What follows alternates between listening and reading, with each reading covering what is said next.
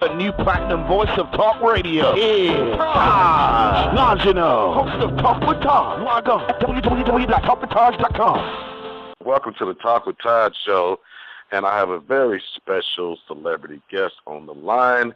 As all we do is celebrity interviews at talkwithtodd.com, and I'm your host, Todd Longino. Hit me up on Twitter at Todd Longino and Instagram. We have the lovely, the beautiful Gloria Govan right here on the Talk with Todd show. How you doing? Hey, honey, I'm good, thank you. How are you? Oh, I'm doing good. You know, you came into the reality show world, Basketball Wives of L.A. with Jackie Christie and all the other ladies. Tell us about how that came about and your experience on the show, and would you do another show, and would you do another reality show? Well, you know, I was originally on the Basketball Wives of Miami show, and then when Matt got traded to the Lakers and we moved to L.A., you know, I started the Basketball Wives L.A. show, and so it's definitely, to say the least, it's been an experience, and, you know, it was an amazing platform. Unfortunately, I'm no longer on the show. You know, I think when I say we, my sister and I kind of saw the opportunity, and to answer your question, would I do another reality show? The answer is yes, because that's something that we are working on ourselves. You know, my family, my sister, Matt, my sister's fiance, Gilbert, you know, we're all doing our own show. So that should hopefully be coming out January of next year. But, you know, Basketball Wives is just something that, you know, we rode until I felt like it was just our turn to kind of do something new and different. And you know, I've expressed my feelings about Basketball Wives several times, and it just being just not the right fit for me, and something that I felt like, you know, it wasn't what I thought it was going to be. You know, it was a lot of drama, and I really just want to do a lot of more positive things. You know, a lot of people say I'm a role model and, you know, call me a role model. So I really want to live up to that and fulfill those shoes first, you know, before kind of like, you know, showing girls that it's okay to throw a full bottle of wine at someone's head. You know what I mean? Like, I just didn't really want to be a part of that or represent that. So, yeah. In doing reality TV, we know that some of the things that you watch are real. Some of the things are kind of staged and whatnot. So what was kind of some of the challenges in dealing with reality TV and being married to or dating at the time, and married to Matt Barnes, a basketball player? You know, I think one of the things is our relationship has always been out in the public, but one of the biggest challenges we found was just really the way they edited things. You know, they really made Matt and I kind of, you know, really Matt especially, he just wasn't happy with the way that he was represented on the show, and, you know, just kind of the way that they would ask him to do things, or, you know, want our family involved in a negative light. And so those are some of the challenges. I mean, you're right. I definitely, it's not to say that it's scripted by any means, but it definitely is, like, set up. You know, certain things are just set up so that you can pull the drama out of it, you know. But I just found myself just not happy with the direction that they wanted the show to go in. And, you know, it was really challenging. You know, the producers and I were always, you know, clashing and always knocking heads, because they just had a different idea, and they, you know, they wanted drama, and I get it. They're doing their job, and, you know what I mean, drama sells and whatnot, but it was just something that I think you can bring, you know, classy drama, I guess. You know what I mean? I just don't feel like you have to be launching yourself over a table every time, you know, to get ratings. So it was just like, you know, it was just something that I just wasn't interested in, and so I think that, you know, VH1 and Shed Media were just really disappointed that, you know, here I am, the face of the show, and, you know, I'm just not willing to do kind of what they felt was necessary to keep it going. So I wish the girls nothing but the best, but I am really glad and happy that, you know, I'm no longer participating in that. Now, what is your relationship like with the ladies today? Have you talked to them at all? Have you at least said hi on Twitter or something? What's the relationship like with the ladies? Well, you know, besides my sister, I don't really talk to any of them.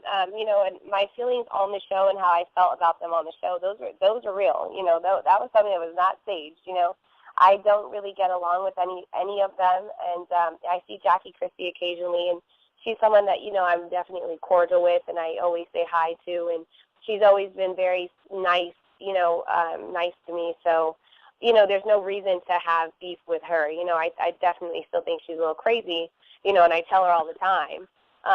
But she is still a sweetheart. You know, one of her personalities is a sweetheart, and that's the one I always get. So I always say hi to Jackie, but, you know, I haven't seen or talked to any of the other girls. I'm still cool with Brooke, but I still haven't seen her. I don't, you know, keep up with her. I follow her on Instagram, so I feel like I keep up with her a lot, but everybody else I don't talk to, or I don't even reach out to, so, yeah. Well, I know now that you've been off the show, like most, some reality celebrities, they hit the, you know, once the show's over, they're over. You know, they don't have anything that they move forward to doing. You, on the other hand, you have a new book coming out, Mixed Girls Favorites, and for more information on that, go to mixedgirlsfavorites.com. Okay. Also, being the host of Backstage Confidential, how were you able to progress after the show and keep the ball rolling? You know, I really have to just thank my team. I have a great team around me, and, you know, my family, my manager, my PR, like, they really encourage me. And, you know, they believe in me at times where I didn't even believe in myself, you know, and they really just push me. And I've always told them I never wanted to be that girl that was like, I'm doing this and I'm doing that, you know, I got a T-shirt. I was like, I want to do something different, you know, but I still want to be in the limelight, but still, again, kind of like, I have young kids. You know, my kids, they're not affected by Paso Wives, but, you know, I just don't want them to grow up and have that stigma. So I was like, you know, I want to be positive and I want to do something different. So, and I always cook, and I'm, you know, being a mom is the number one priority in my life and that kind of stuff. So I was like, let's do a cookbook. You know, my co-author and I, it's been a 2-year project, and I showcased it on the show a little bit, but it's finally out, and it's doing really well. I'm actually on a book tour now. And, you know, I just have to thank everybody around me. You know, I didn't want to be like, I have a T-shirt line or a beanie line. You know, I was just like, I wanted to do something that people will keep. I hope that they'll keep this cookbook, you know, and pass it down and make it a part of their collection. It'll be something that'll be around for years. So I just wanted to kind of put my stamp on just, you know, cooking and being different and continuing to be out there. But you know, I'm on the grind, really. It's just, you know, you got to hustle out here, and everybody is trying to do the same thing, you know, so you really just have to be on your grind, and that's what I do every day. Now, I got a question for you about the book. Okay. It was an interesting title, Mixed Girls Favorite Recipes. How did you come up with that title?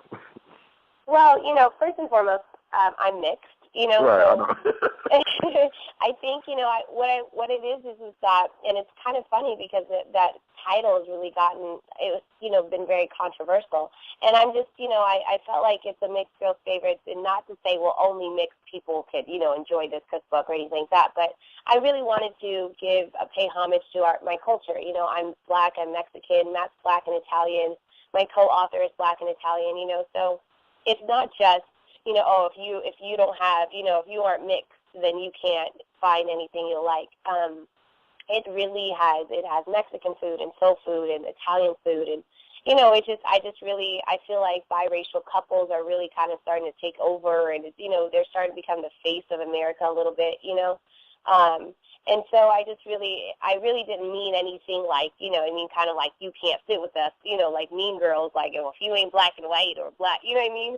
Black and Mexican, you can't have this book. But I really was just like, I'm mixed, and this is what I grew up with, and, you know, Matt is mixed, my kids are mixed, you know, it's just something that I just wanted to showcase a little bit. So, yeah, it's so funny. Yeah, that title's gotten interesting. Right. Has there been any kind of, like, controversy or backlash behind the title, and how have people warmed up to the book, and just talk about some of the success with the book? Yeah, you know, honestly, in the very beginning, it was like people were like, why is it called Mixed Girl? You know what I mean? Yeah. You know, so I got a lot of that, like a lot of like, well, that's just racist. So I'm like, how is it racist? You know, like it's everybody. People you know, are silly. So I think people really kind of took it the wrong way. But, you know, once I felt like the cookbook got out there and I started posting more videos and just kind of letting people know, like, you know, here I do videos of a soul food recipe I've done, or a Mexican recipe, or an Italian recipe, and I think people started to kind of understand what it meant, you know.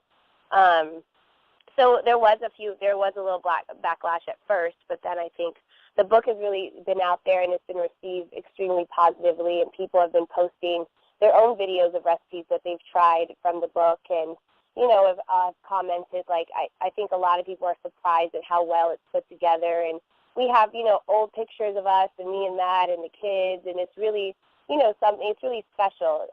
Like I said, it's taken us 2 years to make. So I think at first people were really, I don't know what they were expecting. I think they were like, expecting like a 3-ring binder, a few pages. But now that you see, we've really put a lot of time and effort into it, and we've really, we love food. I'm a foodie, and I think people now are starting to appreciate it more, and it's starting to get a lot more positive, light. So I'm excited about that. I'm a fool for covers, CD covers, DVD covers, and book covers. It's like you gotta have that attention. You gotta have that eye catcher, and it's definitely. I love the cover of the book. Thank you. So it definitely caught my attention. Now, what are one of your favorite recipes out of this book? Out of all the recipes in this book, what is like the one thing Gloria eats all the time from this book? What is one of your favorite recipes? I'm honestly a huge Italian food lover. I love Italian food. I shouldn't be eating it as much as I do, but I love the shrimp. I love to make shrimp scampi. And anything really on the Italian side, I love to make the chicken parmesan, the chicken marsala, all that stuff. And I think Matt's favorite thing that I make is he's a Mexican food lover, and so whenever I make my chicken enchiladas, he's in heaven. So it's really funny, but I lean more towards the Italian side of food, and he leans more towards the Mexican side of food. So it's a good mix.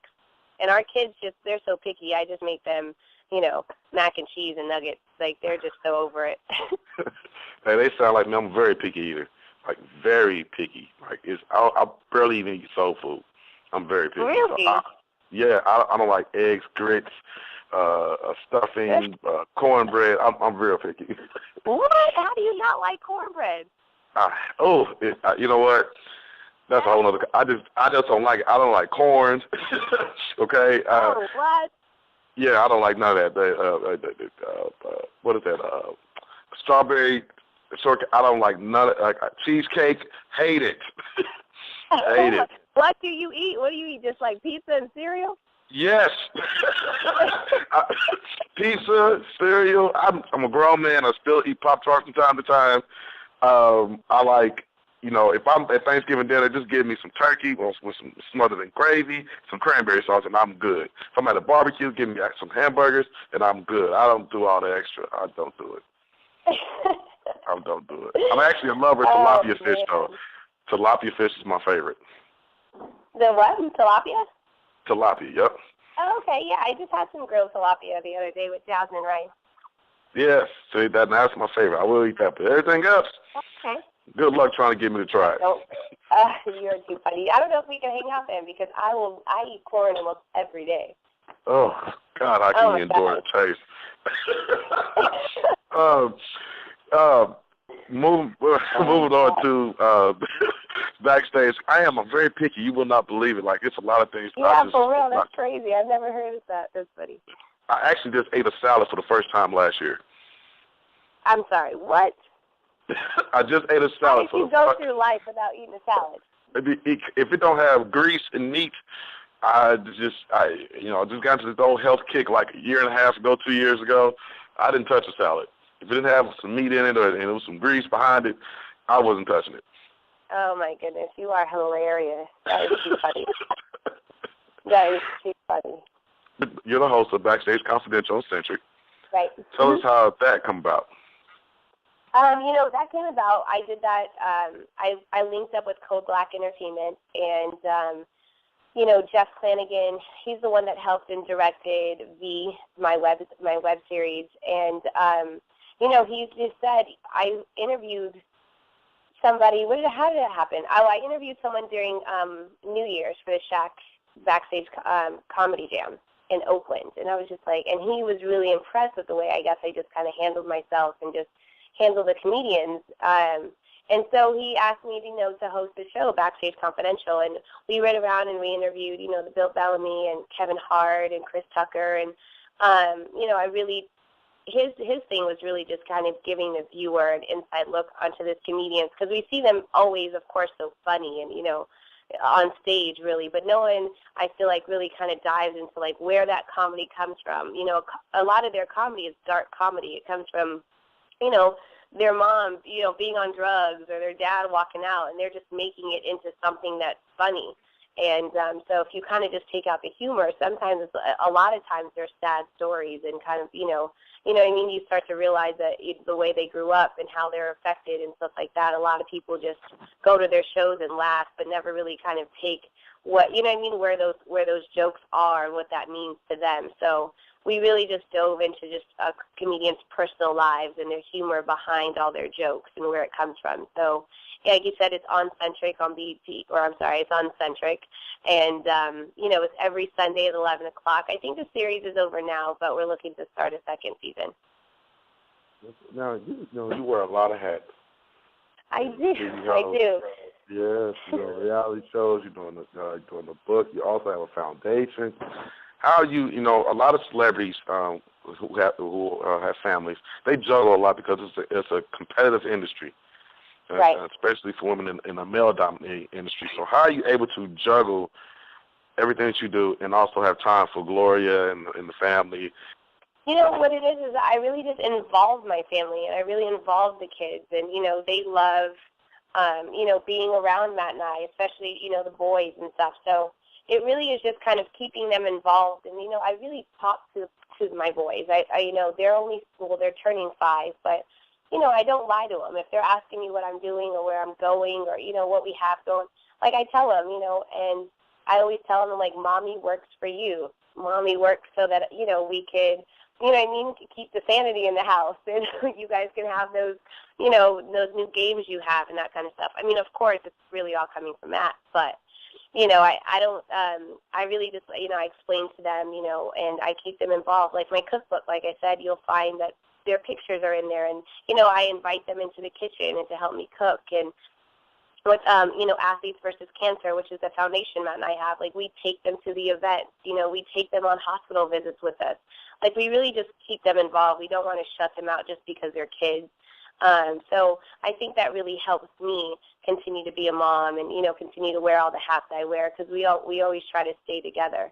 You know, and I just, I try my best. Like I said, the team I have around me is amazing, and they're all very, very, very supportive, and they pick up the ball whenever I drop it in any part of my life. You know, even if it's taking the kids to practice or something like that, like everyone's just really hands-on. So, you know, it takes a village to, you know, like I said, to raise kids, and I have an amazing village. I really do, and just for me and my support system as well. So it's kind of the only way. Matt's amazing. You know, he's a great dad, and he's my #1 cheerleader. So it's been really cool, and I'm really blessed.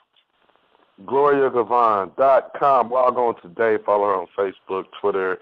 Check out everything that she has going on. Follow her on Twitter at Gloria, actually at GLOGOVAN on Twitter.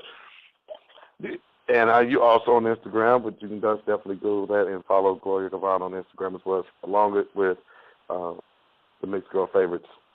Log on to that at .com. Now, being a woman and being successful in the industry, what you're doing right now, what message would you have for other women coming up in Hollywood, per se, coming up in the entertainment industry? What message would you give to them? That's a great question. You know, honestly, I have to say it's really just, it's so funny. I just did an interview, and I was telling somebody that I remember the first day I became extremely insecure. I remember it like yesterday. I was 15 years old.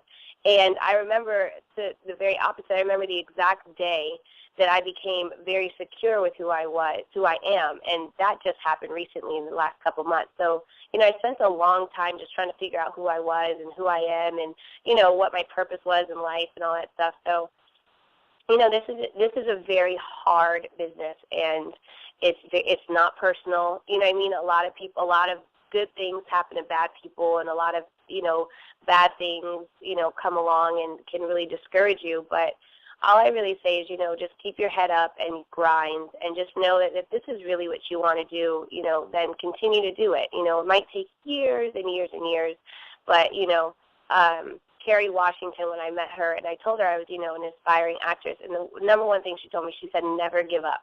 I've been in this business for 15 years, and I'm just now starting to, she's now Kerry Washington of Scandal, and, everyone knows who she is now. Now she's on every single cover magazine. But before, she just did a cameo in Mr. and Mrs. Smith, and, she had a one-liner here and a one-liner there, and she was just like, if this is what you want to do, go for it. And I have to give that same advice to, anybody trying to come up in Hollywood. If this is what you want to do, just grind, and really surround yourself with just positive people, and just know who you are, because that way, no one can knock you down if you know what you stand for. GloriaGovan.com, log on today. Thank you for coming on to the show and listening to my Sorry, I know that was like all Sunday preaching time, but. So thank you for coming on to the show, and definitely come on back on the show and just tell us about the success of the book, and tell us how that went, and continue to strive, and good luck, and congratulations to everything that you've accomplished so far. Thank you. I would say I would cook for you, but I don't know what I would cook. I'd probably just bring a box of cereal.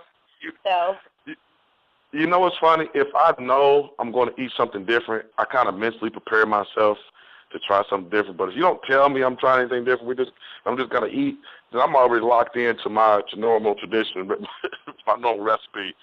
I got to be prepared to try something different. Okay, well, at least you are willing to try something different, though. It's not like you're like, you know what I mean, right? Yeah, I'll give it one taste. After that, I don't know. I'll give it one taste. All right, thanks, Gloria. You have a good day, and hopefully talk to you soon. Hey, everyone, I'm Gloria Govan, and you just caught me on the Talk to Taj show. The new platinum voice of talk radio is Taj Longino, host of Talk with Taj. Log on at www.talkwithtaj.com.